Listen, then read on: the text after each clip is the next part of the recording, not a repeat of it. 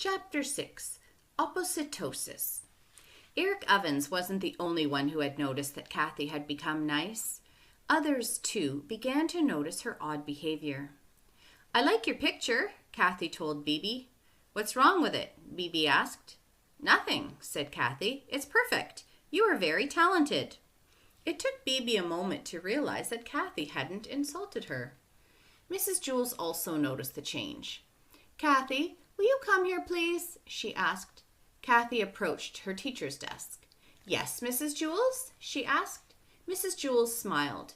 "You have been doing very well, Kathy," she said. "I've noticed a real improvement in your work and in your attitude." "That must be because you're such a good teacher," said Kathy. "Well, thank you," said Mrs. Jules, "but there's a tiny little problem.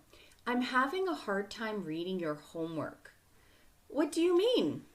"Look at it," said Mrs. Jules, showing Kathy her most recent homework assignment. "What's wrong with it?" asked Kathy.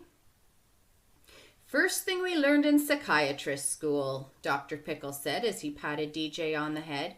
"My hiccups are all gone," DJ told Kathy. "Who cares?" Kathy grumbled. "Would you mind stepping inside my office, young lady?" asked Dr. Pickle.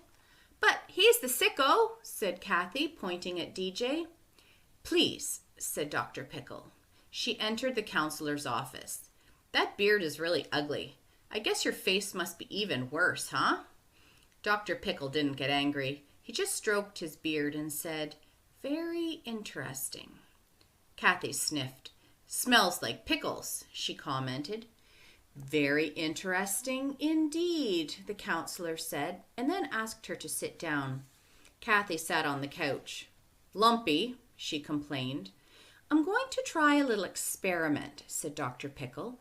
"I'm going to say a word, and then I want you to say the first word that pops into your head."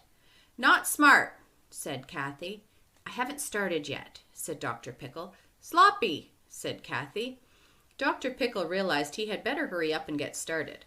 "Cold," he began. "Hot," Kathy replied. "Hard." "Soft." "Skinny." "Fat." "This is kind of fun, isn't it, Kathy?" asked Dr. Pickle. "No, it's boring," said Kathy. "Worse than I thought," said Dr. Pickle. "I studied your condition in psychiatrist school. I'm afraid you have a bad case of oppositosis." "No, I don't. You do." Dr. Pickle stroked his beard. Unfortunately, there was no known cure for oppositosis. Other psychiatrists had tried to help their patients learn to be kind and think positively. Dr. Pickle knew that would never work on Kathy. He had his own theory, however. He could try to turn her opposites into double opposites. He opened his desk drawer and took out his pickle stone and chain. Kathy watched the green stone as it gently swung back and forth. She fell asleep on the count of 5. "Can you hear me, Kathy?" he asked. "And I can smell you too," she replied. "You are looking into a mirror," he told her. "I'm looking into a mirror," Kathy repeated, eyes closed. "Tell me what you see." "I see a beautiful girl with black hair," she said, "and I see a funny-looking man with a pointy beard." "Very good," said Dr. Pickle. "Now I want you to reach out and touch the mirror." Kathy slowly moved her arm. "But as you try to touch it," said Dr. Pickle, "you'll discover the mirror isn't solid. Your hand will go right through it." Kathy stuck her hand out farther. "That's weird," she said. "Now stand up and walk through the mirror." Kathy stood up. She took one step, then another. She hesitated for a moment, and then took one last step. "Amazing!" she exclaimed. "You are on the other side of the mirror," said Dr. Pickle. "What do you see?" Kathy looked around. "Nice office," she said. She sniffed. "Smells nice, too." "I'm glad you like it," said Dr. Pickle. "Would you like to sit on the couch?" Kathy sat back down. "Very comfortable," she noted. When I count to 3, you will wake up, but you will still be on the other side of the mirror. 1, 2, 3. Kathy opened her eyes. How do you feel? He asked her. Fine, thanks, said Kathy. How are you? Very well, thank you, said Dr. Pickle.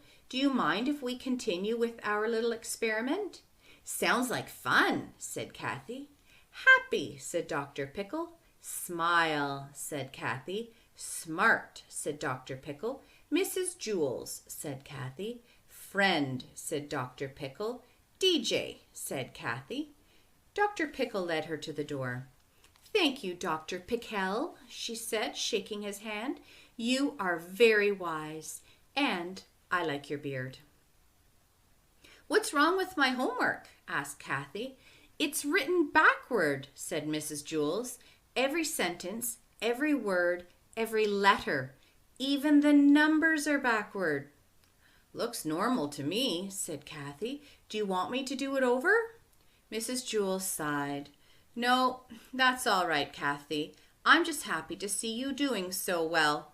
I'll figure it out. And so now, written in the book, every letter is backwards and the sentence is written backwards.